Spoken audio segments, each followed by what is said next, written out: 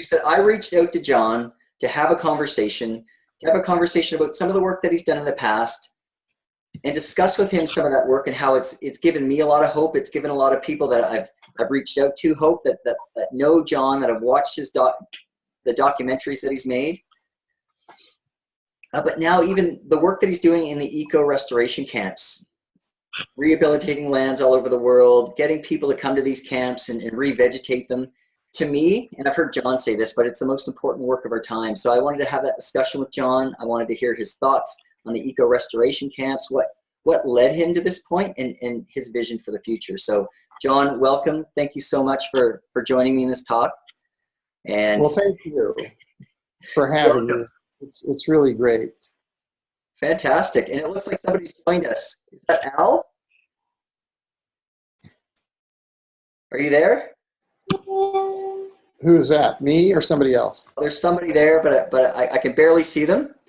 Maybe Okay. they don't know that they're on. Hi. So I just say welcome. I was just doing an introduction, introducing John, and he agreed to join me on this conversation. So John, where do you want to start? We're in the eco restoration camp. Do you want to speak to that, and we'll go from there? Yeah, I think, ecosystem restoration camps are where I'm at now in terms of what I think is critically important. So over the period of a very, very long time, I've seen that it's possible to rehabilitate large-scale damaged ecosystems. And frankly, if we analyze the climate data that we have, we can see that humanity is facing existential crisis from human-induced climate changes. We can see this in the giant deserts, the deforestation, the biodiversity loss, the ocean acidification, the thermal expansion. If you follow this without any hope, without any way to react and to act, to proactively do something, then you're in a situation where, there is a kind of anxiety. Climate change anxiety is a thing now, Absolutely. And I've been asked to go to speak at the Global Security Conference in June, where NATO and others are talking about the security implications. So, what we need to realize is that we're not impotent. We're not. There's something we can do, and not only is there something that we can do, there's something that we have to do. We're forced to recognize that over evolutionary time, the climate and the temperature and the weather and the soil fertility and the biodiversity, we're all naturally regulated by nature's collective intelligence. And how else is it possible, with our ability to analyze, with scientific method, so we have scientific method. We know we can build some things, but we've gotten ahead of ourselves and we've looked at the things that we built and we said, oh, they're beautiful. But in fact, they're much less amazing than the world, the earth, the universe, the life. And we need to recognize that. And when I understood that, through my observations and my studies, then I felt like, well, there's nothing else I need to do for the rest of my life but fully understand this, participate in this, and communicate this around the world. So that's what I've been doing. Mm-hmm. So, and that's what I wanted to ask you, just because I know your story kind of goes from, you did this documentary in China in the mid-90s. Very insightful, very inspiring to see deserted land, barely any life, hard on the people, hard for the people to live, to survive, to see the transformation and to see the effects that had on the economy, on the people, on their education, on the land. on getting water back into the soil, on building soil, on revegetating the land. At what point did you go, okay, this is more than just me documenting this. It's time for me to make a change in my life and dedicate my life to revegetating, you know, the landscape. Yeah, I think, you know, we also have to realize that that is a logical conclusion, as if we were all rational beings, Mm-hmm. and we looked at the data and we said what is true. But there are other forces which are like the society, the economy, the prejudice, the hierarchies that exist. So to realize that most of the things, everything that you've been told is wrong, Yeah. you know, that's a pretty tough place to be, because, you know, as we grow up, we're educated, we're trained, we're socialized to believe things are the way they are, and that it's okay, that everything is wonderful, you know. But actually, the fact is that we're not really understanding that most of these things are corrupted or perverted, Yeah. by the historical precedents.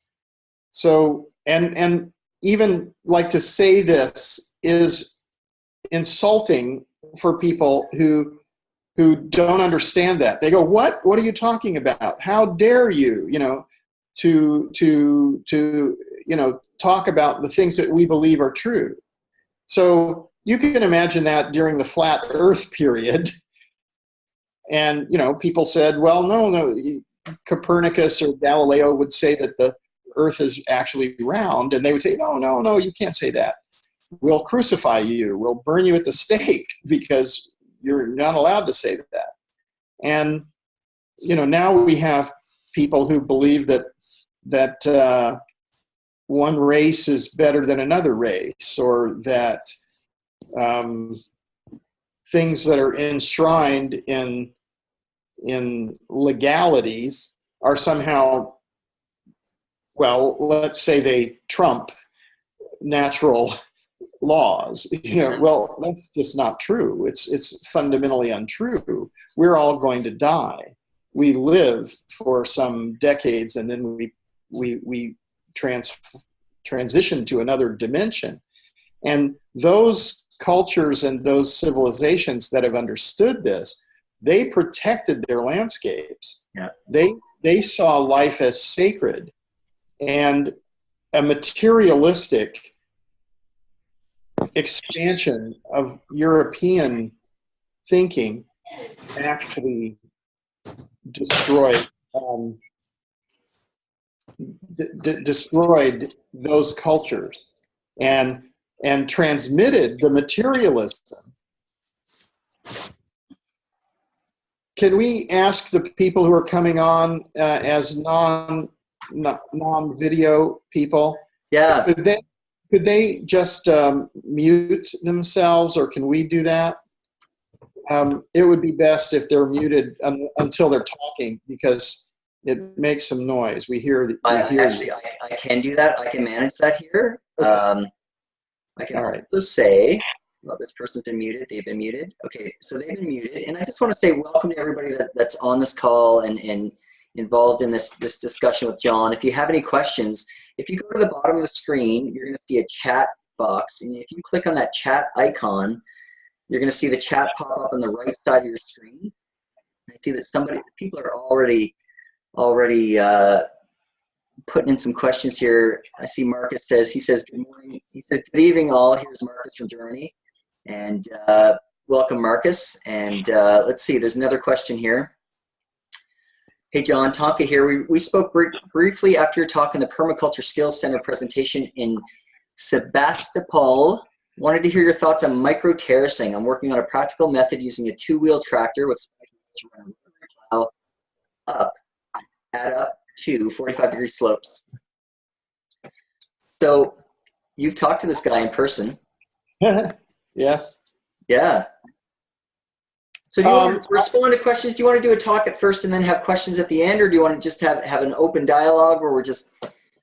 Why don't we collect the questions and talk for just a few more minutes? Yeah, I think that's a really good I idea. think since you've made this happen, why don't we? I'll answer your questions first, and then we'll answer the Okay, that's great. And I wanted to keep it brief because I just wanted to give, like, I think if there are people that are fans of yours, they've seen the documentaries, they know the work you're doing in eco restoration camps and how important that is.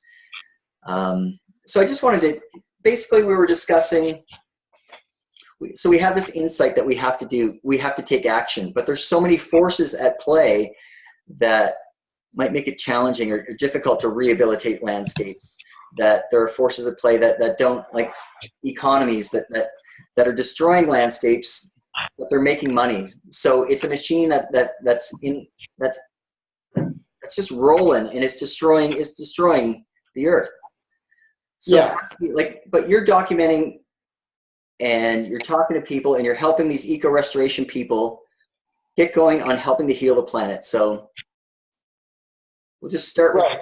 Well, let's keep going a little bit with the values and the things. I think what we're seeing is that, and I think scientific method and analysis are very, very important for us right now. So we need to look and we need to see that there are billions of people on the planet. We're 7.7 billion, something like this, and we're adding 1 billion people every 12 years. So the situation is very serious for humanity. And I mean, often we think that the situation is very serious for the earth, you know, the biodiversity loss or these kinds of things. But actually, in evolutionary terms, the danger is to humanity. And life and the earth will continue, and there'll be evolutionary outcomes again, regardless of what human beings do. You know, if we do our worst and there's nuclear war and, you know, radiation and all this, then it'll be cockroaches and whatever. But if we understand that humanity has been evolving its conscience and its consciousness, and so when we talk about equal rights or human rights, or we talk about peace, or we talk about ecological functionality, then we're really talking about the things that humanity is required to confront at this time. You know, if we look back over historical time, we see the wars which took place in the 20th century, but we can go back farther and farther and farther. All of our stories are about wars and horrible things that have happened over a very, very long period of time. And what we need to understand is that this is our time. Yeah. We are alive now, and the future will be determined by what human beings, all the human beings who are alive now, understand, and they do. So we have a high risk situation, because we can see that the climate changes are intense. We can see that the sort of disparity between wealth and extreme poverty is just, I mean, it's obscene. It's ridiculous. So we need to address these things. We can see that the biodiversity loss and the climate impacts are huge. So we're forced now, if we ignore this at our peril. So if we believe that our purpose is to go shopping or to, you know, just like go have fun or something, then it's really having spent this, you know, I'm 66 years old now. So I spent my youth, and I mean, I had a lot of fun in my life, but I worked as a journalist, and I went to places where there is violence and poverty and massive degradation on the planet. I saw this, and I came away thinking, oh my goodness, are we doing nothing about these things? We can't do nothing. The outcomes are accumulative.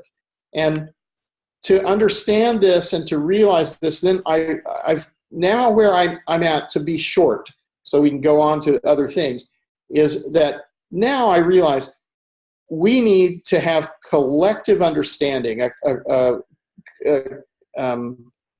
collective intelligence within humanity. We're seeing this in fungi. We're seeing that their mycelial nets of fungus are communicating, and not only communicating, but they're transitioning nutrients for for sugar starches, and amazing stuff. The fungus are more intelligent than we are, unless we take the data that we have and say, oh my goodness, we have to act as a species on a planetary scale, and our impacts have to be completely benign. And when we understand this, we understand that we can restore degraded landscapes. We know how to infiltrate and retain moisture and to rehydrate dehydrated biomes. We understand enough to understand that the organic layer above the geologic materials is teeming with microbiologic life, and that these are the building blocks which release nutrients and make them available to plant life. We understand that everything is breathing, and that's how the atmosphere was created and constantly filtered and continuously renewed. And we understand that the moisture is the sunlight, and the serious solar radiation is interrupted at the top of the canopy, and that below that is a microclimate. So we need to have this conversation consistently, again and again, and we should do this sitting around the campfire at ecosystem restoration camps, where we spend a few hours a day growing soils, infiltrating water, and propagating and planting out biodiversity. This is the way, that the simple and effective way, it's the only way that humanity can restore the earth. So now we have reached this level of understanding. So anybody, if we understand the concept of the mycelial net, and we understand that the what's being called the 100th monkey, So if we start to learn as a species, and we act with generosity, and we act with consciousness, that the outcome is completely different than if we act from self-interest and ignorance. I totally agree. And if I could just kind of, I don't mean to interrupt, but just kind of talk to you about this. I had this insight recently. I was working in my backyard, turning compost piles, digging in my wood chips, looking for worms to add to the compost piles. I do hot compost piles, and then they get cold, and I throw in a bunch of worms that I dig through my wood chip kind of pathways and stuff. And I thought about symbiosis, and I thought about the exudates that come from plants and feed the microbiology in the soil. And I felt like that humanity has lost its symbiosis with nature, with its communication, with its interaction. And we've been working on nature and destroying it and tilling it and doing all these things that make soil wash away. And I just felt like there needs to be a new relationship between ourselves and that connection with ourselves and our hearts and that insight. And there needs to be a new connection with humanity and the earth. And that's what inspired me to reach out to you, because maybe I won't go to an eco-restoration camp, and there's no diss on that. I'm a father, I'm a husband, I have 3 children. We may get there. We may get to an eco-restoration camp, but we'll do the work here too, and we will spread the word and tell as many people as we can. So that's one of the inspirations, and why I thought, I'm going to reach out to John and see if he'll have this conversation, because maybe we can reach more people by having this, by sharing it, by getting it out there. So thank you so much for having this conversation. I just want to encourage people too who are still on this call to, put in your questions and just go for it. Yeah, I would just answer that slightly. I would say that you don't have to go to an ecosystem restoration camp. We just have to do these activities everywhere. Yeah. So yeah. the thing that I've seen, though, is that ecosystem restoration camps are physical. So if we start to realize that, like, all this protesting and all this going to giant meetings and talking about giant funds, and, you know, basically that's we're giving away our sovereignty to these institutions, and the chance of these institutions actually succeeding is quite low, because I've never seen anyone wearing cufflinks and Italian shoes, you know, actually sequestering carbon, or, you know, re-regulating hydrology, or they will sign a check, or they will write a policy if they understand it. So that's good. They need to do that. But I think what we have to see is that if you look at the data sets, it says we have a very short window of opportunity. Mm-hmm. And we're not looking at future impacts. We're looking at impacts now. So islands are wiped out by hurricanes. Entire populations are homeless. Millions are hungry in different parts of the world, and refugees. You know, I mean, it's just, you know, you can't continue this like this. And you can also see the breakdown of the political system, and the economic system is completely false as far as I can tell.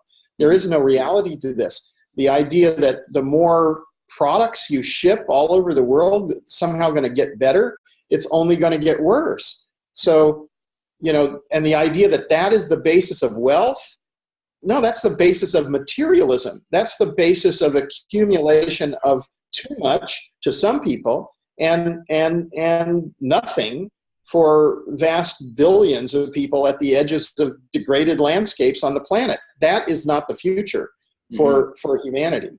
So, I mean, starting to understand that, you know, it makes me feel like, well, we have to simplify ourselves. And in doing that, where's the simplest thing that I know? Well, go camping is the simplest thing that I know, because if you start to do this carefully, and the people who are very good at camping, you know, I see these guys, they're homeless guys now in California, they're all over the place, and you look at their backpack, and you look at their sleeping bags and their stuff, they have all the equipment, because they're veterans. They've been in Afghanistan and Iraq and Somalia and, you know, all over the place. And these guys are sad. They're broken in some ways. They can't fit into the society, but they go into the woods and they live very comfortably in the woods with their, you know. Now, what about a new mission? How about a mission to restore the earth? You know, this is what I think is, you know, and they're our leaders, and we can honor their sacrifice and honor their pain. You know, so they've experienced something that I don't want to know about. I mean, and I know about it as a journalist, but I never did what they did. And so, you know, I know how they feel. It's a bad feeling. And, you know, for them to heal and for them to be honored by the society, that's the way forward for all of us. We need them. So we need to learn how to camp carefully, well, get the toilets right, get the water treatment right, get the food systems right, get the housing right. And then that's just infrastructure, though. But that's what everybody needs. Because think of the millions of homeless people, the millions of refugees. They all need that. Do they not have rights? How did they lose their rights? Oh, you know, what happened? You know, so something, you know, they have rights. Let's make sure that they're able to you know, have their rights. And at the same time, let's restore the soil fertility, restore infiltration and retention of moisture, restore the biodiversity. And in doing this, let's make peace. Let's build peace, because with this many people on the planet, if we don't if we don't do this, then we're we're seeing a tragedy unfold on a daily basis, but we're so caught up in the details of the stuff, we're not actually doing what's necessary to address the problem. So we need to step back and disengage with some of the insanity which is going on and just do what we know will work. Infiltrate and retain moisture, grow organic soils, protect and plant out indigenous, mainly indigenous and endemic plants, but don't vilify plants. Don't like identify plants. Don't say, well, I believe in, vegetarianism or veganism, so no one else can eat meat, or this kind of stuff. And understand that animals have co-evolved on the planet with all the plants and all the animals in the atmosphere and the hydrological cycle. You can't eliminate animals and say now we're just going to be plant-based civilization. That's not scientific. So we need to have this conversation constantly and in a dispassionate way as friends, and as collaborators, as humanity going forward. So John, some of the most questions I got from people that sent me questions, they said, ask John what he thinks about, holistic grazing of animals. That you don't promote them on your eco restoration camps, and maybe you've been vague about that. And I said, I thought I've seen John talk about this in videos before, where he says, it's very important that the animals are on landscapes. And I saw the interview you did. I think the Savory Network, the Savory Institution interviewed, and you spoke to that it wasn't about necessarily the method. It was that we healed the landscapes, we revegetated landscapes, and we do that in any method we can, or that's suitable for that area. Well, I think we need to have a collaborative or collective intelligence. So we shouldn't have a dogma. I also think that an increasingly plant-based diet is a good thing. Yeah. Because we can't have, we're not the Flintstones. We should be very careful. But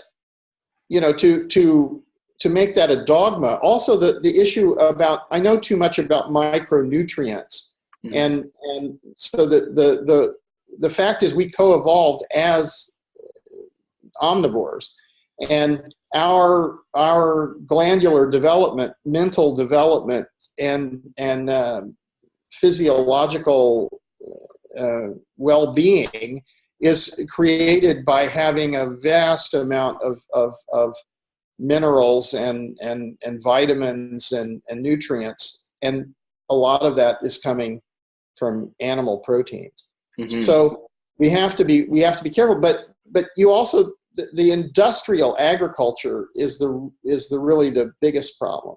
So I think that this is not something that we should say it's got to be like this because John said so. What are you talking about? We have to have a collective intelligence which is respectful enough of intelligence to have everybody be part of the conversation. Yeah. And then we can reach that 100th monkey paradigm where we all are somehow enlightened. I'm not sure it's the cosmic consciousness, but it's the next step and a continuous increase in our understanding through the generations. Yeah, speaking of the 100th monkey, I stopped waiting for that to happen. I just said, I'm just going to take action. John's taking action. All these other people are doing these great projects and they're taking action. And maybe that's what it takes. It just takes a bunch of us to take these steps, and the 100th monkey gets reached, and then, we're good. So Frank, welcome. Mark, you're on the screen. Welcome.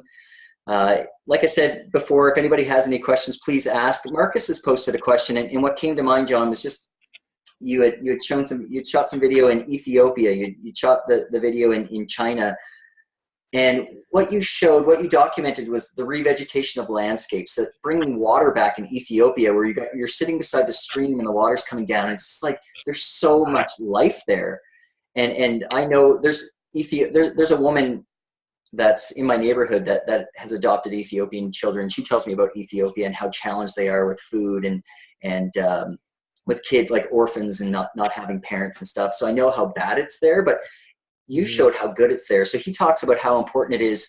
So Marcus said how important it is to show abundance, that it can be created. So can you talk a little bit about abundance that you've seen created, and maybe how you like for example, in Spain, it's a very new project.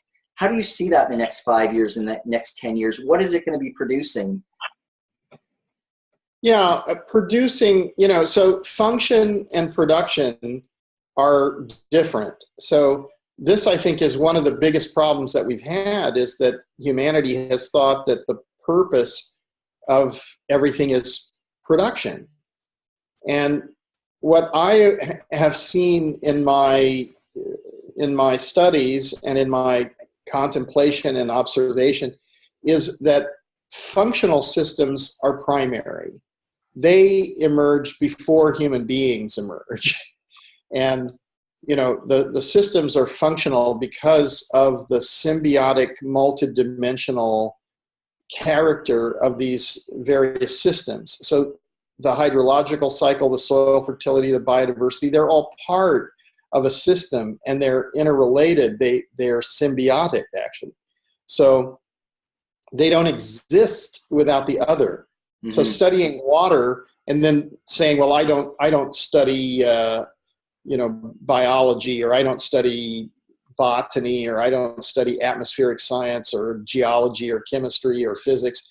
It's ridiculous. You can't do that. They're all the same, So if you're so specialized, and that's a little bit what happened to the education system, then you don't understand it. So abundance is something which is really that we're now looking at a world which is becoming where we believed that scarcity was the basis of wealth, but this is not true. Abundance is the basis of wealth, and equality is the basis of wealth. We're not creating wealth in the existing economy. We're creating poverty for billions of people, and we're creating a kind of obscene materialism for the people who supposedly are the winners. But there are no winners in that. It's like war. There are no winners in war. Mm-hmm. Everybody loses. There's no winners when one culture conquers another culture. There's only losers, because whatever knowledge was collected in that culture that was defeated and destroyed and crushed. I mean, look at the Aztecs and the Incas, and all of these peoples who were oppressed, the Africans and so on. I mean, my goodness, it's terrifying how much has been lost. So this whole idea of white supremacy or European dominance or something, this is like the spread of retardation. To look at the ancient cultures, the Indians, the Chinese, the Egyptians, and to say, well, they don't matter, they're nothing. You're kidding. Humanity has been trying to come to grips with what is the meaning of life forever, and you definitely want to listen to all the possible perspectives. You don't want to be limited into one perspective. We're a species. We live on a planetary scale. Mm-hmm. And I wanted to ask you Frank, by the way, that's Matthew Trum, who's running the Restore Paradise project in California, and he's a great hero of mine. So I think what he's doing is perfect. Okay, I'm trying to unmute. See if Frank will talk to us. He's not Frank. He's Matthew. But there he is. Hey, how's it going? Matthew, hi. Howdy. I guess I'm on Frank's Zoom account. Apparently, he left it open last time he was here, so I'm Frank today. I'm alias today. So you're Matthew. Matthew, do you want to just tell us a little bit about what you do, your relationship to John? And I just have to see if I can change. I've got a little bit of technical stuff I have to if you guys just carry on your conversation, maybe introduce yourself and tell us what you do. So I'm out here in Orville, California, which is right next to Paradise, which is the the massive campfire that came in and destroyed 14,000 homes and displaced about 50,000 people. It's pretty much leveled that town out here. I've been a permaculture educator and a teacher in Orville for a number of years and started a bunch of projects in that field. I run a demonstration site and education programs here, a bunch of workshops and things. And we've been able to have a really strong impact in the community because it's like an oasis in the desert. So when you do something that works really well and it creates a lot of abundance, people start to notice it. Yeah. And so, we've had a lot of people reach out over the years and have in the last year grown very big. And the biggest thing is, that we do is our school garden program is the one that I say is kind of the pinnacle of everything we've done here. And it's basically a permaculture based school garden program that focuses on, the natural functions, right? The big ones that John always speaks of, the accumulated organic matter, infiltration of moisture, biodiversity, and biomass. And it's great working with the kids because they get it. You don't have to unlearn the kids. And they just kick right into it. And, they say, well, of course there's microbes in the soil. And of course you cover the soil up because it gets hot and, it brings the temperatures up. And wow, it's really nice under this tree compared to being out in the sun, simple things, right? And I would add one thing, Matthew, though. So Necro Mass, you have to differentiate between biomass and Necro Mass. That would be the accumulated organic matter, right? Yes, that's accumulated organic matter, but I would, yes. So as long as you got that right, I'm okay with it. Some people might not understand the Necro Mass here that we're getting all fancy with our words, But I think on the other hand, one of the things that I've noticed, hydrological cycle, this kind of stuff. So certain words we need to introduce and reinforce into the public dialogue. If that doesn't happen, they will never understand these things. And organic matter is not as good a term scientifically as necromass, because necromass is completely analogous to biomass. So all biomass dies. Right. And when the biomass dies, it's necromass.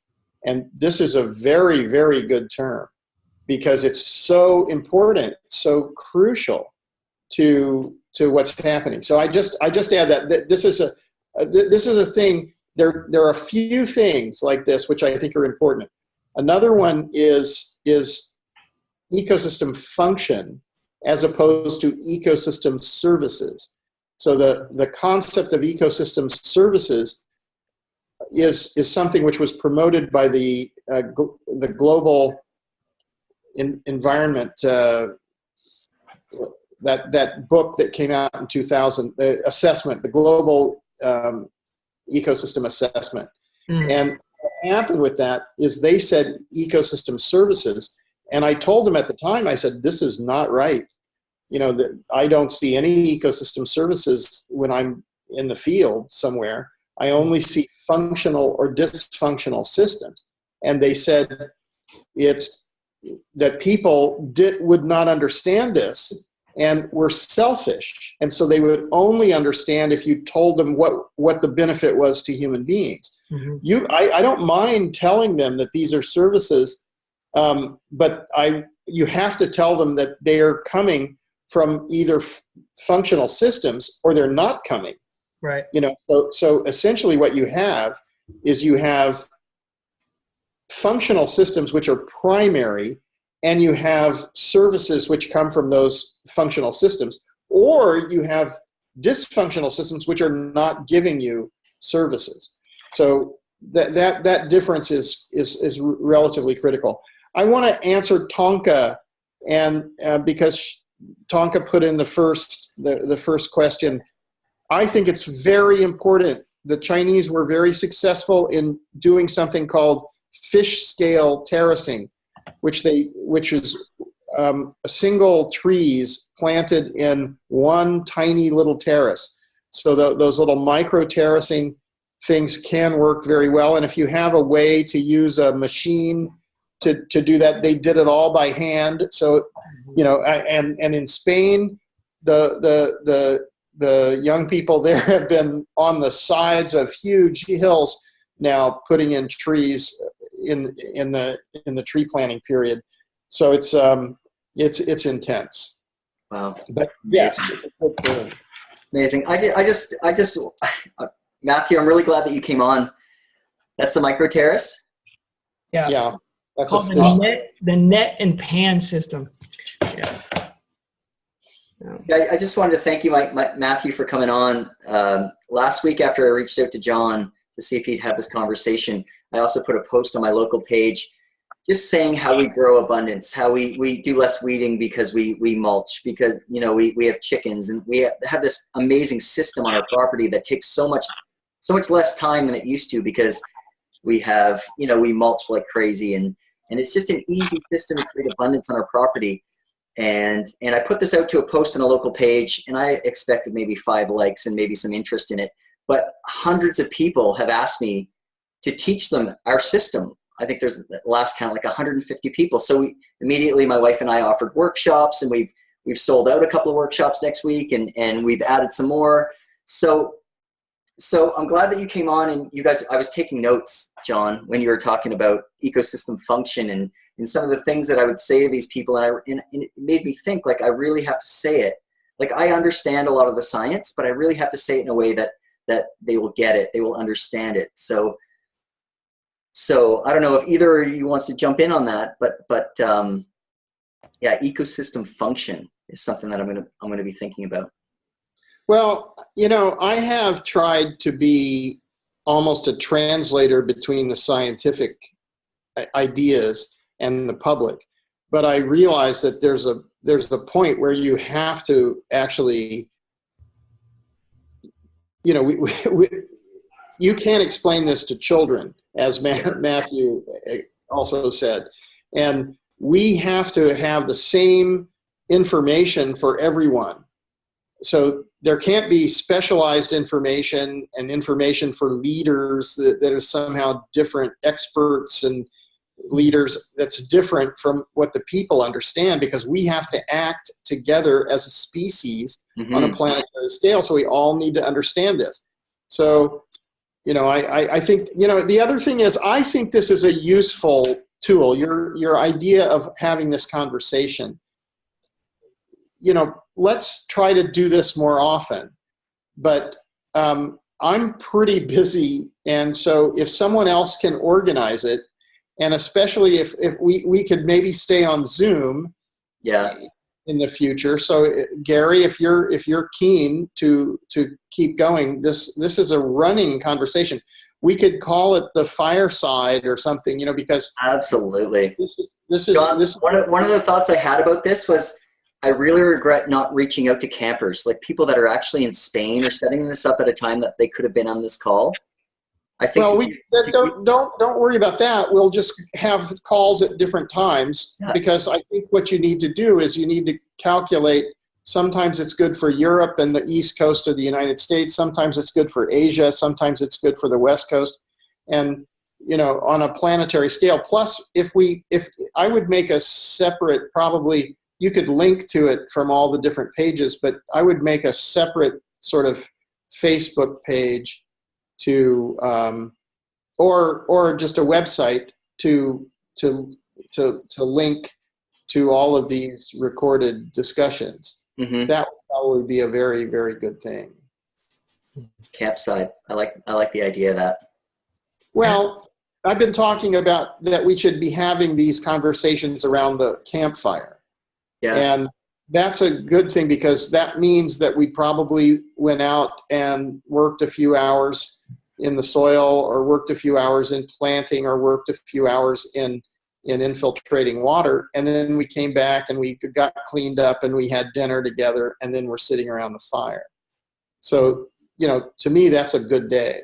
You know, that's a day that we need to have as often as possible. And then if we can show that people are doing this all around the world, and encourage people to do this all around the world, I think that's, and, you know, having Matthew on, having the people in Spain come on, having the people in Mexico come on. There are more people in California getting ready to do camps. We were just discussing with the Gambia and Senegal. There are people in Chile, in India, and, you know, worldwide. So we need to have this conversation, and this technology lends to this. Although, as you could see how bad I was at trying to get the Facebook Live thing going, that I'm not the person who should be organizing it. If it's, you know, as far as talking or being part of it, I'd love to be part of it. So funny true story, 5 minutes ago when I was messing around with the technology, I was paying for the Zoom chat so we could extend the conversation. The first 40 minutes is free, but if you pay for it at a small fee per month, you can get it for as long as you want. So I put my hand up and volunteered to have these conversations, absolutely, to invite you, John. And I would personally really like to hear from the people from the camps, whether it be in Spain or Mexico, and maybe get them to share their story, share their experiences, and hear more about that. So. Well, let me ask you another thing. Have you been to the Ecosystem Restoration Camps page and looked at who's on our advisory council? I haven't. I don't know who's on that. You should go and look at the advisory council. So we have, for instance, Brock Dolman, who's a wonderful teacher at Occidental Arts and Ecology. We have Willem Ferreira, who's the CEO of Common Land Foundation, which is now working on restoring 2 million hectares. We have Dr. John Todd, who invented the living machine, now calls it the eco machine, which is about constructed wetlands. We have numerous Ben Falk, who's working in an area in Vermont. Yeah, I'm familiar with him. I've seen some videos by him. And so, you know, all of these people could you know, why don't we invite the different people from the advisory council to share their perspectives with people on Zoom meetings. This has been happening with the deep dives and the musicology I was telling you about, the deep dives and the great work of our time, or they have different names or whatever. But you know, I think we need, this has to happen again and again, but we need to encourage, for instance, if I can put in a plug for trees in pots and creating nursery systems. So one of the big things that I hear going on now is the encouraging of young people, especially children in schools to join this. But I think that you have to realize that some of the trees, if we could have the trees growing with the children and with different people in a decentralized way, and then, so if you could grow them in pots carefully, so you need to make sure that the taproot goes down. You can't have it turn sideways or go up, or, you know, encourage lateral rooting. You need to have a big, deep pot. But imagine that you are growing trees for 3 or 4 or 5 years before they're planted out. Mm-hmm. And then you look at the way the FAO is doing it in these plastic bags. Mm-hmm. And if you put too much water in those plastic bags, that's all going to go anaerobic and just become terribly sour, and if the root goes down to the bottom, it will hit the bottom, turn sideways, and then go up. So you have to hit the sweet spot for planting those bags. And then you've got this tiny little seedling, Mm-hmm. and it's a mouse or a chipmunk or anything, a rabbit takes it out in a second. So basically you're not really doing this. So if you plant and you have these larger trees in pots, first of all, everybody can start talking about like which species. We had people even on our site, they were saying like, well, which species? I want to do that. You're talking about trees in pots. Which species do we plant? I didn't answer. And immediately people came on and said, in your region, it's cedar, it's spruce, it's, so like that's the conversation. Collective intelligence and collective action and decentralized action. So when I think about camps, for instance, actually your camp, Matthew's camp is not ready yet, but they're doing activities, and that's making their community stronger. And then from a strong community, they will have a camp.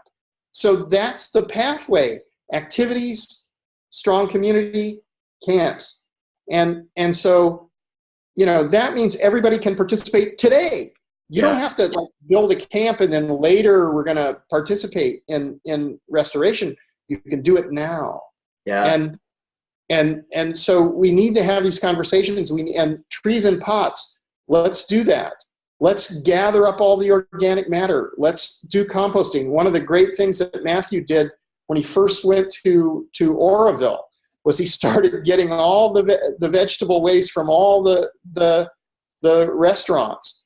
And, that's a big problem for restaurants. They don't want to deal with it. It's messy.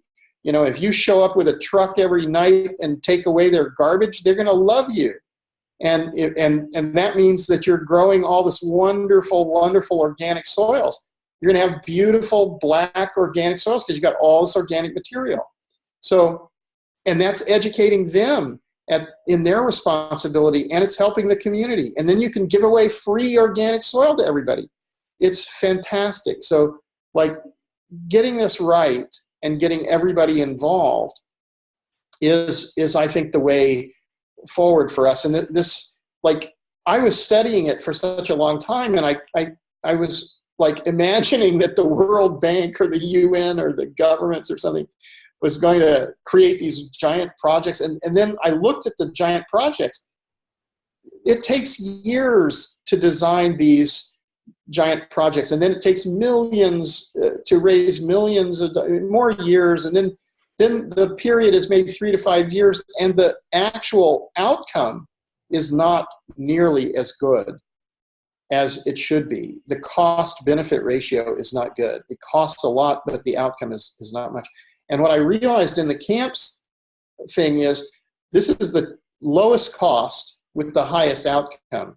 And today you can, the moment if we get people excited and motivated and inspired to restore the earth, they don't have to wait. Today, they can go out, get some organic material, start growing soils. Today, they can go out. If we start to do seed gathering and seed saving and teach propagation, or if we learn how to look for the mother trees, for the keystone species in every biome, and you'll see at the base of the mother tree, there will be many, many, many small seedlings, but they won't be able to actually survive there because they're too close to the mother tree. So if you get them at the exact right moment and you dig those out and you pot them, that's going to be better than because you're moving the mycorrhizal fungi together with this. you get, once you understand this and we teach everybody to do this, we're going to have huge nurseries around all the school systems and all the children. Now, the next step is QR codes. Imagine every child that does this has a little thing that's attached to the tree, and it has their QR code, which tells the story of how this child learned and how this child did this. That will last if we're careful. If we figure out the methodologies for this, you can have some way to tag the trees, and then the trees will tell the story in 200 and 500 years from now. Then the people who saved civilization will be remembered. Did you bring your guitar to play a song, John? Oh, no. I was just playing around. You were talking campfire, so I thought maybe. Well, the tree, you got me excited there about the trees, because my children are 8, 10, and 12. I don't force them into the garden, but they're aware. They're definitely in there when the raspberries are ripe and they're big, sweet, and juicy. They're stripping the blueberries off the shrubs. And he's got. Is that a tree? Oh, wait, that looks like a maple. Oh, I'll go get my sequoia. Just a minute. Awesome. I have 2 sequoias. It's kind of heavy. You talk to Matthew for a moment, or others. Maybe somebody else wants to talk. Matthew, are you there? Yeah, I'm here. There you are. Yeah, I had to run and grab my tree and pot. Can I ask you about that quickly? Just because he was like, it just got me thinking. We have a place called Avatar Grove really close by. It's old growth forests with cedar trees that are wider than 6 feet. Like, they're massive, and it's beautiful and it's special. With these, if I could find a keystone, I think he said a keystone tree, would they be there? Would the babies? Would the little babies be there? Yeah. Oh yeah. Yeah, you have to go to tell anybody that I was going there to get them, but I'm just curious. It's like what John had said earlier, though. With every situation, it's always those 2 words that nobody likes to hear. It depends. Yeah. Talk about that. What does it depend on?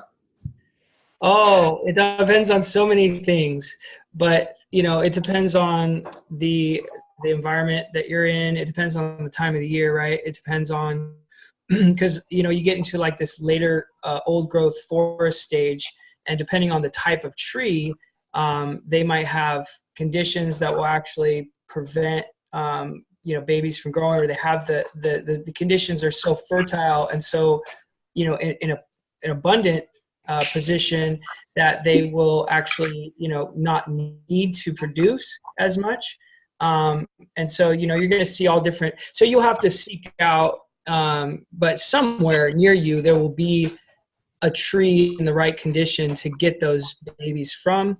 Whether it's the seeds from the tree and starting them in the native soil separately in a kind of a condition that you create.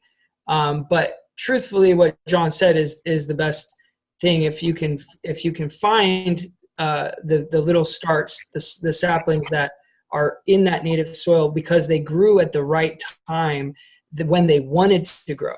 So this is the key. They germinated in the precise conditions for that environment. And so you're always going to want to seek out the most localized source of that mother stock.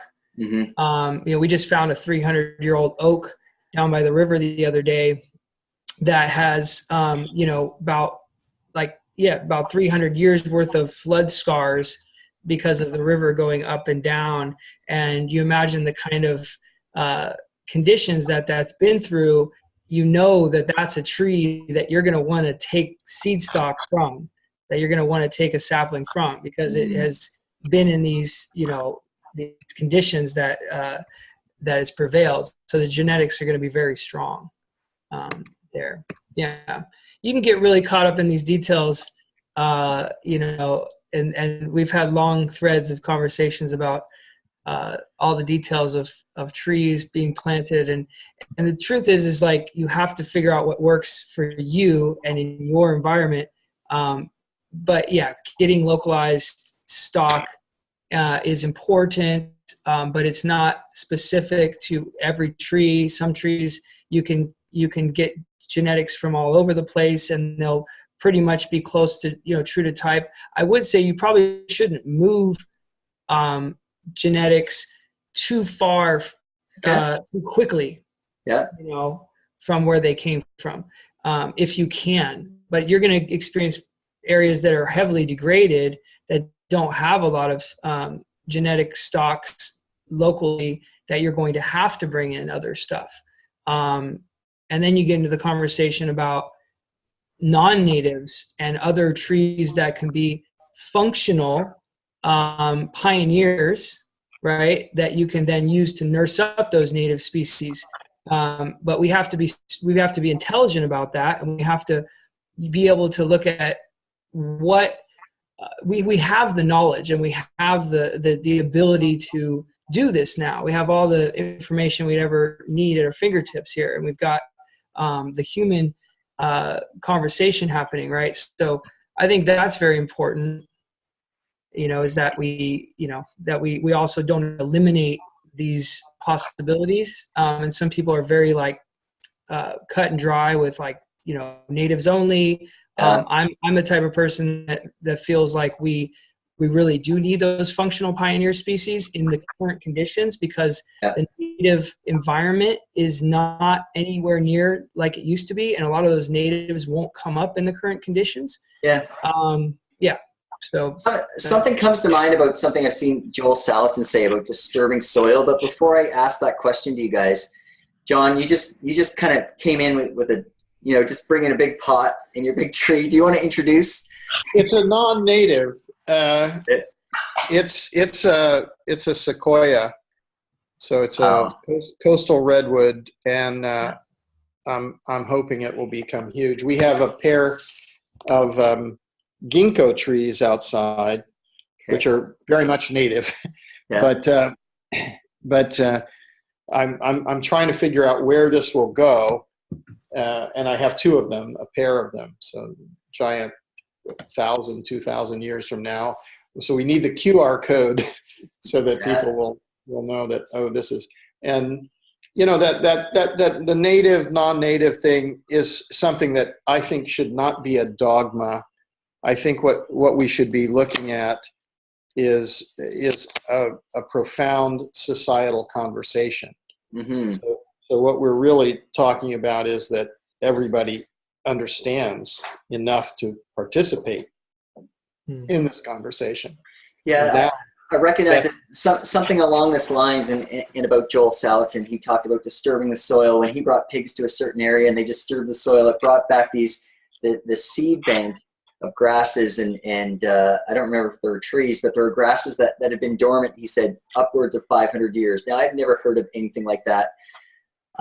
It just makes me think, is there a disturbance that humanity can do to disturb the soil to manage it better, whether it be with animals, whether it be with just planting like local plants like Matthew you're talking about? Is there a best method, or is every area different?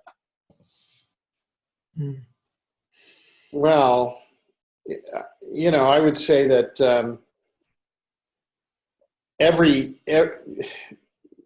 a best method, I mean, like the chicken tractor thing has been pretty effective in many parts of the world that I've seen. And the chickens are very good. Their wastes are highly nitrogenated.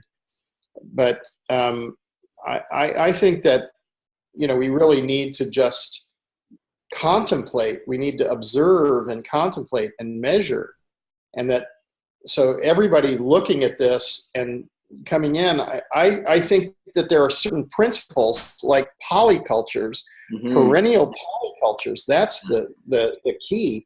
We've been destroying this repeatedly. And so all of the places where you see the impacts are the places that have monocultures or that have annual cropping, and they expose the soils. Compaction becomes an enormous problem. And you know, the perennial polycultures, when you see them and they haven't been disturbed, you're walking on a sponge. Mm-hmm. You know, it's all organic material. Mm-hmm. And it isn't at all the same. So we need to understand that. You had something, Matthew, about that. Yeah, well, I would just say it's always going to be, it depends, and it always is going to be site specific. And even in each climate zone, you're going to have microclimates and you're going to have different effects, right? So I would say permaculture has a pretty good process to analyze this landscape. And I would say that, you know, I would stick to those proven ways to analyze, you know, which is looking at the sector analysis on land and looking at the slope, the orientations, you know, and all these things, and the climate factors, and then, you know, if you're doing this right, like, you know, John had pointed out, you're creating localized models in your zone ones, in your communal places where you live, where you, you know, and it's not like we should be going into these degraded landscapes and just immediately living in these degraded landscapes. You want to be on the edges, right, of these degraded lands, and so that you can get a glimpse into what's happening. And that's why in permaculture, the most important step in the 12 principles is observation. Mm-hmm. And so you want to have that time of observation. And then the other part of that is the small, slow solutions, right? So you want to do that experimentation. You want to have these small experiments that you can accept feedback from, what works, what doesn't work. And you're going to find techniques that will work specifically, you know, even in Oroville here. I mean, we have multiple climate zones, right? Just in this town. And you have the climate zones, but then you have soil types. Mm-hmm. And then, you know, and then you have orientation. And so each property is going to be its own recipe per se, you know, and you can get patterns from those recipes, just like cooking, right? So, you know, we like grandma's recipe, but I don't have all those materials growing in my garden, so I'm going to change some things around. Mm-hmm. It's the same type of thing when you're looking at the land, and it's not a complicated situation, but it's a complex, and those, you know, those are very different things. And we need to be able to have communal, complex conversations, mm-hmm. you know, and we need to be okay with that, and we need to be able to allow for that that conversation and to our opinions to be changed, you know, based on new facts. Yeah, we're working on something that I would say is kind of the edge of what I've been working on, which is called proactive adaptive realization. So actually, there are now sensors, which are low-cost sensors, which can be deployed to have constant measurement of different criteria. And that data can be streamed to a computer. Now, basically what we're talking about is big data, but it's the real reason we want big data, not to analyze your shopping habits and get you to buy stuff. It's to be able to say, this method rapidly rehydrates a dehydrated biome. This method rapidly changes surface temperature. And like, let's talk about some of the science that we're experiencing. I think it's kind of important now. When we talk about climate change, you know, you can't have these same things go on for decades, like CO2, you know, CO2. I mean, what are you saying about the CO2? You know, it's, you know, carbon dioxide. Okay, carbon dioxide. So carbon disequilibrium in the atmosphere. That's basically what we're talking about. We're talking about releasing carbon that was sequestered through photosynthesis over long periods of time rapidly into the atmosphere. So another way of talking about that is oxidation. And so this is also very important for the Allen savory animal grazing situation. Because if you take animals off the grass, off a grassland, then there's no impact, and those grasses grow up, and then they start to turn yellow. Yeah. And as they start to turn yellow, this is very slow oxidation. So they will either burn quickly, and they'll burn off, which in that scenario is probably the better scenario than if they grow up, turn brown, and then they start to deteriorate, because that's going to cause the reduction in the return of those grasses. So then you're going to have this matted necro mass that's going to kind of sit there and rot, and it's slowly oxidizing and rotting, and then you'll get exposed soils. So that's what you see in a degraded, like desertifying situation. So you remove the animals, you will cause desertification. Yeah. And so, you know, like the dogmatic vegan argument is not very good, because it doesn't understand the nuance of this. And the you know, it's not that it's not right. We have to have certainly all of that what do you call it, grain fed and you know, that sort of industrial meat production is terrible. And you know, we don't want any of that grain fed stuff at all. And wild meats would be better than domesticated meats, but we definitely do want animals to cross the grasslands and break up the things and eat the things and liberally fertilize, because that's the evolutionary process that created that system. And to not do that is to degrade the landscape. So understanding these things and having this conversation again and again and again and again is critical. Yeah, I just want to speak to that quickly. I saw it in the grocery store the other day. About a month ago, the lady ahead of me was buying organic ground beef, and it was grain-fed. And I just thought, that's not good for the environment.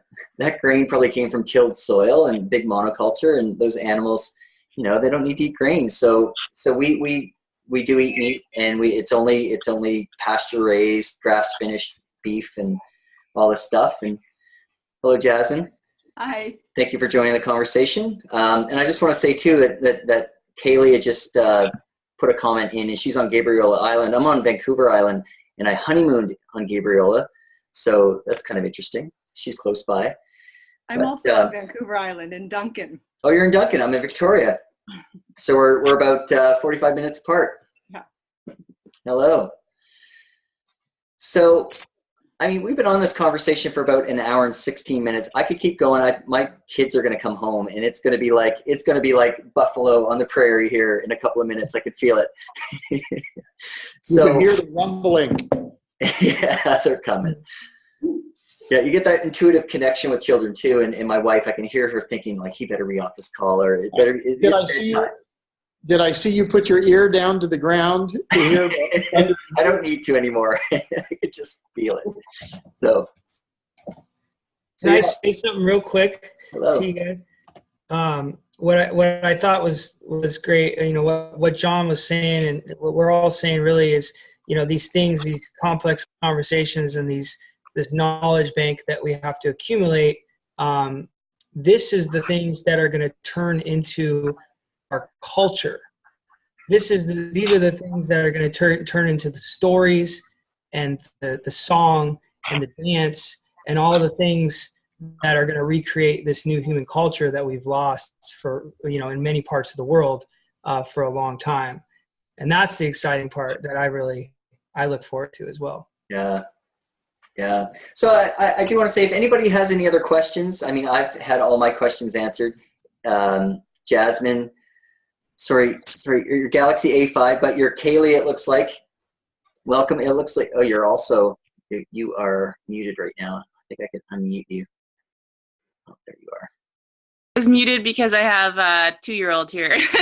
Oh, there you go. We can hear you now. Hello. Yeah, so hi. You guys have any questions for John or for Matthew? Go ahead. If not, I just want you guys, Matthew, I just want to say too, I think you posted a post to the video. I think I watched that today. Was that on the Eco Restoration Camp? Did you post it on there? Like a 3-minute video? Yes. I watched it. I think it's amazing what you're doing, so thank you. Thank you for doing that. And it's that type of stuff that inspires me to keep going. And I want to say, I could summarize just by saying, just having this conversation has inspired me to do this workshop on the weekend and a few that I have planned in the next week or so.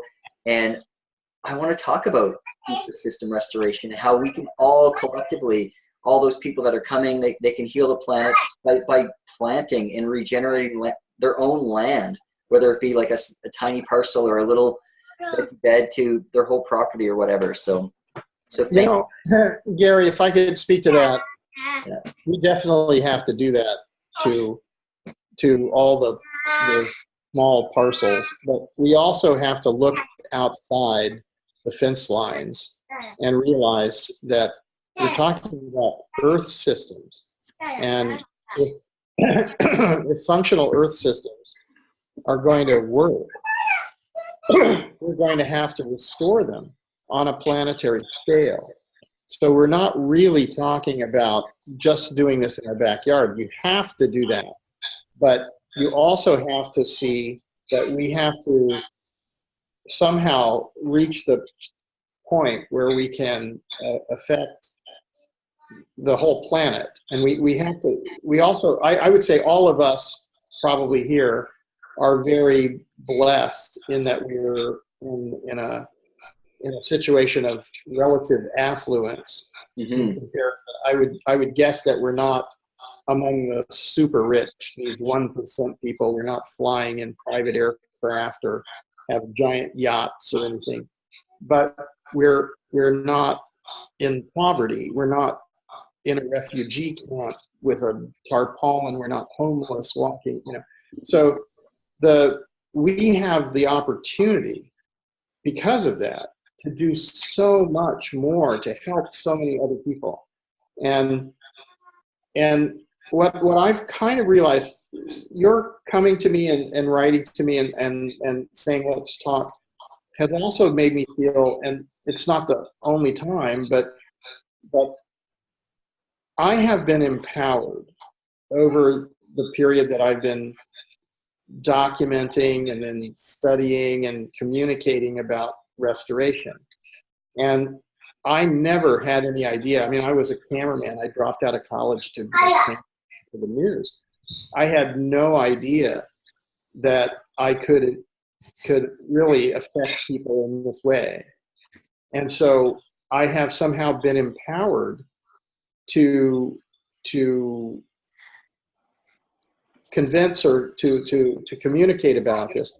And what's interesting now is that I feel like my task is to empower others, because if we're all empowered, we're all equal, and we all can work together, then that's the time when we can see it's possible to restore the earth. If you just try to restore your backyard, but nobody else is working on this, I'm pretty sure that's not going to work. We can easily restore our backyards, but we have a bigger task. Yes, well. Thank you. So thank you for, as I read your bio, thank you for inspiring me with the thought that, the bumper sticker that we've all seen is think globally, act locally, but you're thinking globally and acting globally. And that's something, like, I've been taught not to do that, like, even by the good people. And I've been taught to act locally, but you're doing things on such a larger scale. It's dared me to dream. I never would have done this conversation if I hadn't seen some of your work. I never would have dreamt bigger or thought to reach people in Beijing, China, or go live. I was so nervous to do this, but I'm, just a little bit nervous now. Well, I think we have to do this much more. We have to do much more. I agree. And we can, and there are things to do, and you're showing that in the eco restoration camp. So could you plug that as well? People want to know more about the eco restoration camps. Can they start new ones? Somebody asked me, can we start new ones? How would we get started?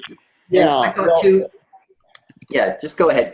Everybody can start an ecosystem restoration camp. I think everybody who wants to start an ecosystem restoration camp should definitely do that. And on the one hand, you say acting globally, but actually it's acting locally. Mm-hmm. But I'm an odd bird because I've been in 90 countries. So, I don't understand about I live on the earth.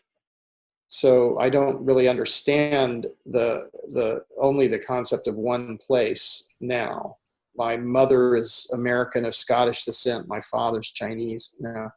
And I've worked all over the world. My wife is German, so it's all kind of like, what is it? It's all the same. But I think what we have to do is we have to grow this movement now so that everyone can participate. And the ideal situation is that we realize that somehow everyone is equal. I mean, I've come to this perspective from a place of great privilege. So I have always lived in great privilege, but I have been to so many places and seen so much suffering and poverty that I've realized that some of the things that are happening in the society are actually creating the suffering and creating the poverty. So it isn't really that the economy and the types of governance systems that we have are creating equality and wealth. They're actually creating inequality and poverty for billions of people, and they're benefiting some, sort of. But on the other side of this, you have to realize that actually there is no winner in this kind of economic development, because if the climate changes, all of our children, all future generations, face massive calamities. I mean, Matthew has been dealing with this. 80 people died in Paradise, and 50,000 people are homeless, and that's Paradise. I mean, we're talking about Paradise, California. Yeah, we're talking about a big fire in a paradise in California. And I'm just thinking that Jasmine had asked a question. I wondered if, Jasmine, do you want to ask John directly? Sure. We moved, I grew up in California, but I'm a dual citizen and moved up here to the Cowichan Valley about 4 years ago. And beautiful nature, and then just shocked at how many logging trucks I see. It's not unusual to see 12 trucks filled with trees just on my daily commute on the back roads, not even on the main highway, every day. And so, I've slowly been learning about how I think in BC, a lot of the lands are Crown owned, but on Vancouver Island, a large percentage, I've been told, are privately owned. And so there is restoration work to be done. We did a really amazing tree planting on Saturday for Forest March BC with native plants right by the river to try to shade it. It was led by a Cowichan elder, and it was a beautiful day. But I feel like I'm grateful to have that invitation to do it on tribe land, but we also need to do it on settler land. And I feel kind of stuck in the capacity because of the private ownership and the lack of laws around that. They can just do whatever they want. They can clear cut it, basically. And then sometimes they replant it by monocropping, one kind of tree. They're not replanting the medicine plants and all of the, the alders first that protect it from fire. They just plant the Douglas fir that they want to cut down again in 50 years. I just wonder if you have any thoughts about how to approach that. You said it's a bigger issue, an earth issue, which I get. I just feel stuck by that capitalist system, small Yeah. issue. I would say that, I'm 66 years old. So when we talk about this, I think, I've gone through several cycles of my life already. The Chinese measure in 12-year cycles. So I've gone through a number of those. Mm-hmm. And the situation is that in the really difficult parts, so your part of the world is not the most degraded part of the world right now, because the impacts are coming now. So because the native people were so diligent at protecting that ecology, it is only now that it is being damaged. But if you think about, say, the Christian Islamic, the Judeo-Christian Islamic world, that is the cradle of Western civilization. So when I documented the Lus Plateau, that's the cradle of Chinese civilization. But the cradle of Western civilization is a war zone, a toxic system, a place of extreme poverty and violence and massive degradation. So looking at that, lately I've been looking at it and wondering what happened. So let's not do it today, but another time, if Gary or Kaylee or someone will arrange for more Zoom meetings that can be figured out. And maybe we'll have more people if we publicize it correctly, and so on and so on.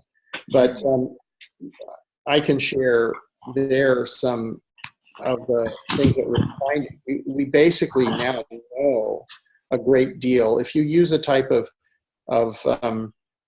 I would call it ecological forensics, then you can analyze how things happened. So there's a lot of data sets in core sampling, in historical records and scientific studies. If you take all that secondary data and you analyze it, you find out that, oh, this is relatively understandable, and the outcome is exactly what it's a logical outcome. It's cause and effect. If you create thermal drafts that drive moisture into the high atmosphere, well, it's not going to rain where you are. It's going to go, that water is going to go somewhere else where it will probably be a huge flood somewhere else, but you're not going to have it, and it's not going to recycle in your place. And if you do that for thousands of years, it's going to be a desert. That's how that works.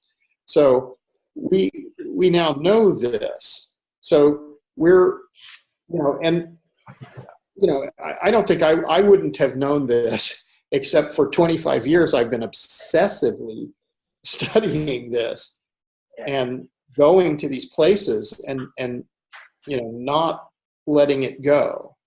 So I can't think of anything else, because I've realized that the political machinations or the economic things which are going on, they're part of an illusion. The Indian philosophy calls it Maya, the illusion. Mm-hmm. And so there's this illusion, and it's a very compelling illusion. We look at something and we think, oh, look at what we've made, and how wonderful this is. It's all junk. It all ends up on the trash heap. The dust will be blowing over the ruins of this, and we haven't understood that. We're looking at it and we're seeing it as it is in this temporal moment, but it isn't, we're not really looking at it in a profound way that that's what it looks like now, but this was ore, iron ore, which was mined someplace in Australia or India or China or someplace, and then it was smelted in a giant thing using huge amounts of energy, and then it was, So, and it will eventually, change again. So it's nice now and useful. I find it useful as long as I don't lose my water bottle. I'm very happy with it. But, on the other hand, it's just a piece of junk. And the other stuff, the natural ecological systems, they're eternal. And so life emerges and it dies, and life emerges and it dies, and life emerges. And that is the soil. We're walking on the bones. We're walking on the bodies of all living things since the beginning of time. And our DNA is carrying the map of all that has happened. That's what it is. And so when we understand these things and we start to look at the illusion and we go, well, I don't think I want to participate in that, because that's kind of corrupt and it's kind of ugly, and it actually is leading to collapse of the ecological systems, and I don't want to do that. I want to do something else. So how do we do that? So now you have people who start to understand, and they're running over there, and they're got signs, and they're yelling, and they're marching and protesting, or they're whatever. But that will not do anything. That's also part of the illusion, because nothing actually is really changing from that, except that the passion and we're doing something. But when you understand this other timeline, the soils are growing, the hydrological cycle, breath, all the living things are breathing and generating generating, constantly filtering and continuously renewing the atmosphere, the hydrological cycle, the climate regulation, the soil fertility, and the wonderful biodiversity. That's where we need to be. That is the real timeline. And the artificial timeline, like I covered, Deng Xiaoping and Brezhnev and Reagan, and everything I did for 15 years was gone the next day. They said the news is over. Today is the new news, and this thing is so ephemeral, so pointless almost, and everybody's focused on it. And I remember this is kind of where we started too, but I remember in the news, when I was working in the news, there'd be like hundreds or thousands of journalists, and they're like kind of, elbowing, it's a contact sport, to cover this stuff. And I was kind of successful because I had a technique where I would leave the pack, and go to the other side, and I would be the only one with a picture that was different than everybody else, and they'd all be like fighting and jostling, and I'd have this quiet picture of the whole scene, them fighting, and then what was going on. But then I realized that it was all an illusion. All of that was an illusion. And then I was standing on a mountaintop looking around at the degraded landscape where the largest ethnic group on the planet came from. And it was like the moon, a desert scape. And I thought, how did that happen? The largest ethnic group on the planet came from a place with no vegetation. It can't be possible. It's not true. So then I could see that timeline. I could see through human history, through evolution, through geologic time. And it made sense. So then everything we learn in school makes sense because, that's chemistry. Oh, that's physics. Oh, that's botany. That's, that's everything then, and the history is not correct. We haven't told the history correctly.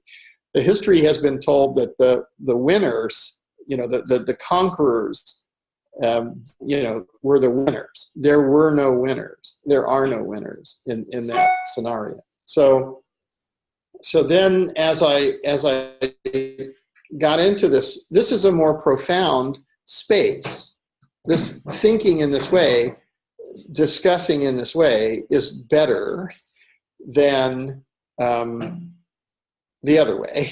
The trivial imaginary, or the illusion, living in the illusion.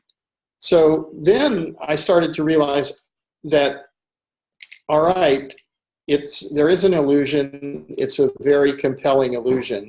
Most people are in this. I mean, my family and friends, when I started to, I said, I'm leaving my job. I'm going to study ecology. They said, what?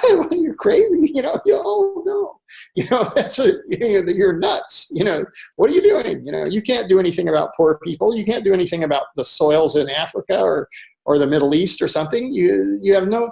And if I had believed them, then I would not have done any of the things that I did. And so I didn't actually believe that. I thought, I need to understand this. I don't understand it enough. So what better thing to do with my life than to understand this? So over the time, it's astounding what you can do if you don't want to own it. If it's not about making money, but it's about understanding and accomplishing something, I think it's unlimited. I have no idea what's possible. Yeah. But if you want to just build a company and benefit yourself, I think you're kind of limited. Even though these people who are wildly successful are now billionaires or whatever they are, but that's grotesque. Then they're participating in something which is also I don't want to be part of. So it's actually better just to kind of simplify and get into meditation. And then you start to understand also that knowledge is different. Value, wealth is different than what we've been told. The materialism is not really wealth. Time with your family, that's wealth. Love, friendship, that's wealth. So where do we have that? I was crazily trying to do things for such a long time. And then somebody said, well, I was getting depressed and, getting on kind of different psychological things. And I had this person said, well, why don't you talk to your friends about it? And I was like, why don't I talk to my friends about it? And I thought, well, who are my friends? I know thousands of people, but who cares about me? Mm-hmm. Who am I to and then I was, oh dear, this is very bad, and then I started to realize, well, who are my friends? And then I thought, oh, look, this person loves me. I know it. And this person loves me. I know it. I feel it. Oh, how wonderful. And gradually I realized, well, that's sort of more important than anything else. And that the materialism is part of that illusion. So we need to, that's also why I thought about the camps. Because before that, I thought, I'm studying, I'm getting fellowships to go to these institutes and universities and so on, and I'm keep thinking, oh, we've got to have. My first idea was research, research, training, and innovation centers for ecological restoration, and I think this is right. This is what the camps have to be. But I was backwards. I was thinking that we had to build these beautiful research facilities and campuses and everything, and then people are. And I thought, no, this is wrong. We have to start the other way, and start with soil creation and infiltration and retention of moisture, and propagation and plan out of biodiversity. And the research and innovation and training will emerge from this. This is the way forward, and that's where the camps came from, because this is a much better idea.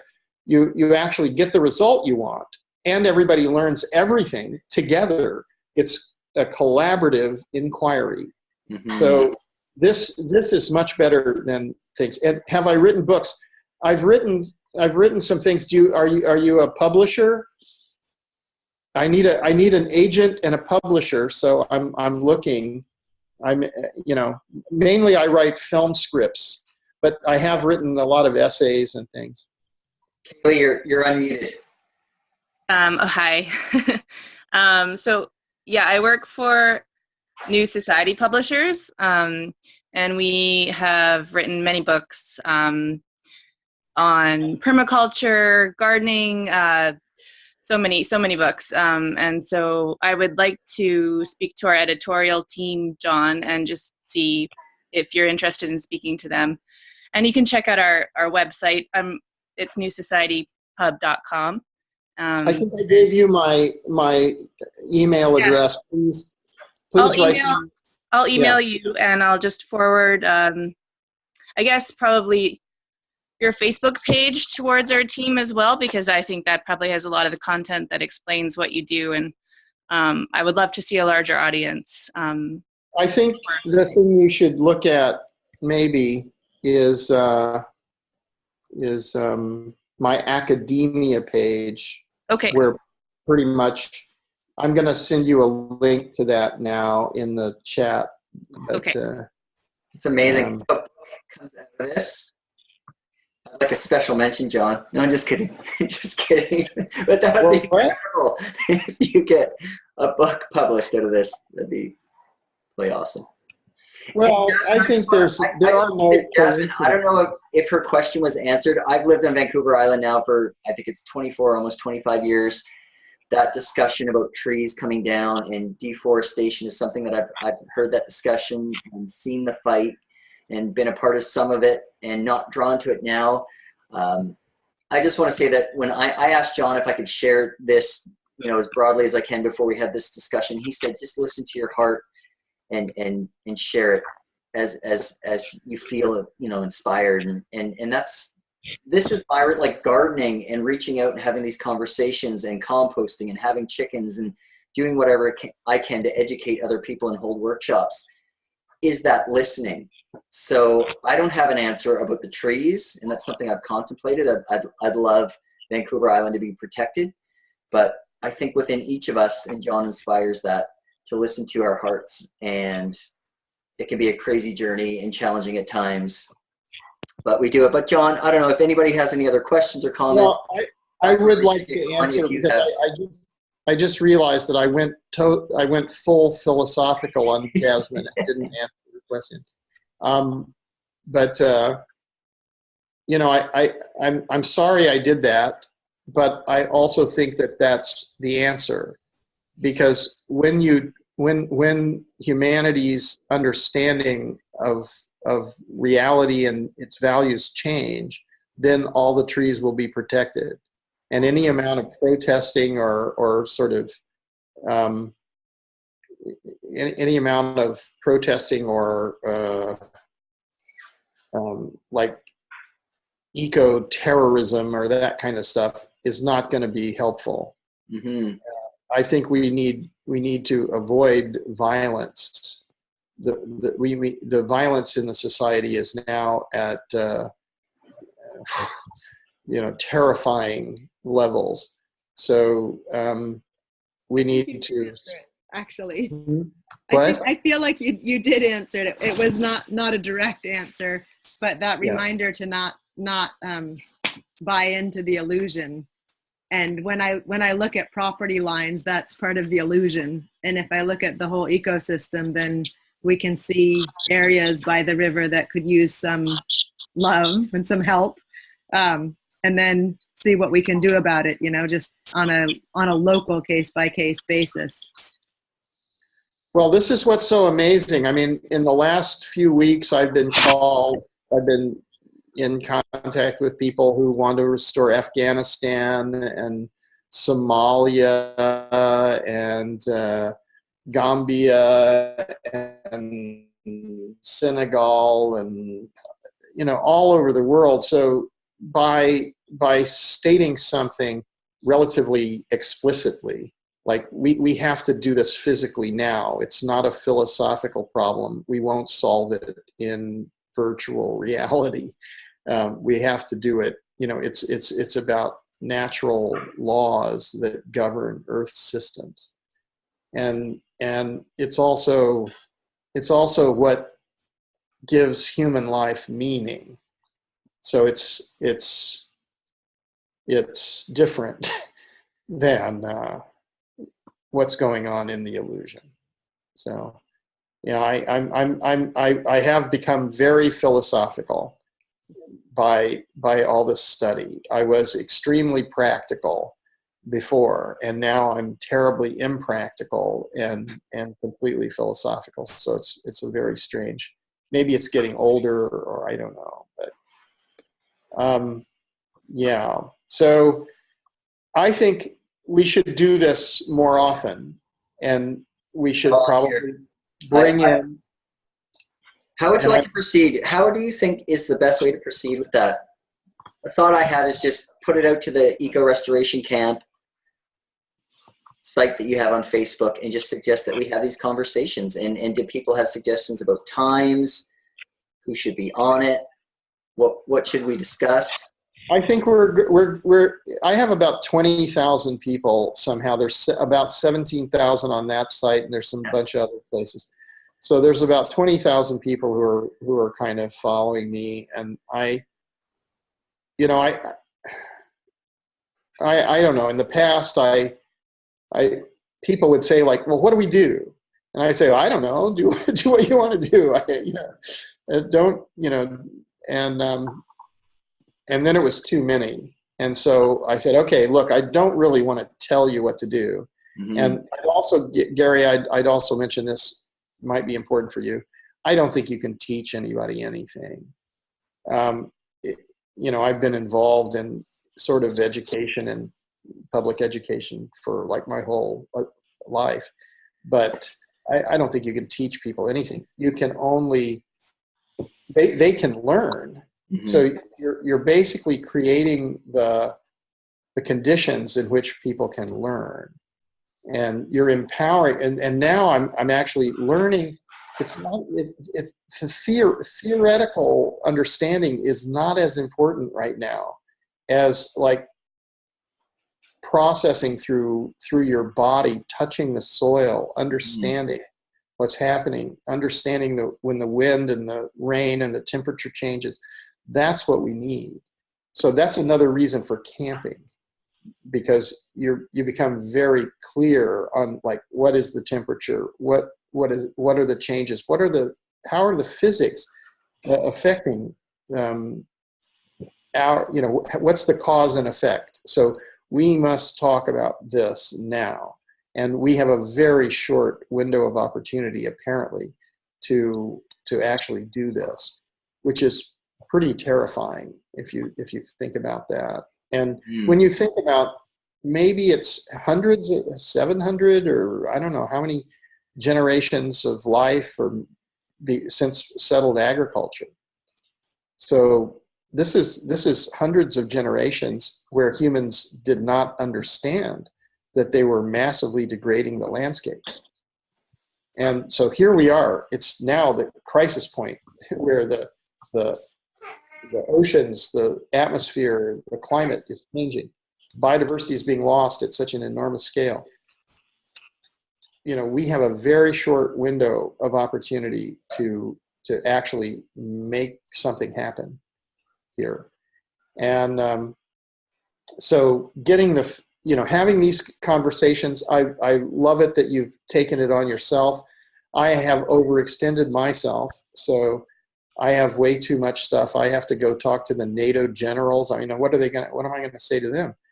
And, so if you do this and you make it possible, I can philosophize endlessly. But like trying to do organizational stuff at this point. I can do the organizational stuff. That's very easy for me. And I'm honored that I have this opportunity. So thank you. Well, I think anybody who wants to take it has to do it. So, okay, now you imagine that you're empowered. now, so you feel like it's an honor or something. Well, it's a responsibility, I'll tell you. But I'm just telling you, the honor is illusory. It's a responsibility, and it's a responsibility that's lifelong because you cannot unlearn this. Yeah. So the most important thing is to be happy. Find good friends, love, joy, and be happy. Yes. And we have a lot of work to do, and you have to delegate. You've been empowered, so you must empower others. Yeah. And in this way, millions and billions of people will join this movement. So you can't try to hold it and say, this is mine. Never say that's John's camp. Yeah. Or John's camp. Throw that out. This belongs to humanity. I have chosen to be only the voluntary chairman of the advisory council. I don't want to have any management role or fiduciary role in that. I don't want to be paid by the movement. I want this movement to grow, and I'm doing that as an example to the people who do take those roles, so that they don't become megalomaniacs who think we did it. The only people who did it are the people who grow soils. Yeah. And who do what needs to be done. They're the ones who do it. So everybody has to join. So we need compassion and support. Everybody who's leading is in service to everyone else. So if you like to be a servant, then here it is. Your opportunity is there to serve. Yeah. So, and thank you so much. I have to go. Hey, Jasmine. Okay. Nice to meet I'm you. gonna put my daughter to bed. Thank you. Bye-bye. Good night. Okay. Good night. Good night. Okay, so I think it is late and it's about lunchtime, and my 100-year-old mother will probably want to eat soon. Amazing. So make sure she gets fed. Thank you so much.